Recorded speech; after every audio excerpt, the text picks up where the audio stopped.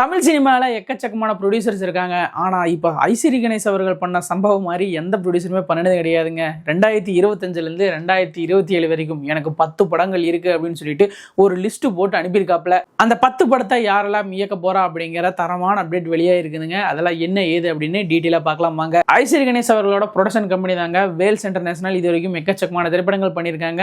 இப்போ லைனப்பில் ஒரு 10 படம் இருக்காமா. சுந்தர் சி, வெற்றிமாறன், பிரேம்குமார், கணேஷ் கே பாபு, செல்லா ஐயாவு, கௌதம் வாசுதேவ் மேனன், மாரி செல்வராஜ், ஜூட் ஆண்டனி ஜோசப், விக்னேஷ் ராஜா மற்றும் அருண் ராஜா காமராஜ் போன்ற 10 இயக்குநர்கள்ங்க. இப்போ நம்ம பார்த்த டைரக்டர் லிஸ்ட்ல ஒரு 3 படங்களோட டைரக்டர்ஸ் பார்த்தீங்கன்னா தனுஷ் அவர்களை வச்சு தான் படம் பண்ண போறாங்க. விக்னேஷ் ராஜா, மாரி செல்வராஜ் மற்றும் வெற்றிமாறன் இவங்க 3 பேரும் சேர்ந்து தனுஷ் அவர்களோட படங்களை இயக்குறாங்க.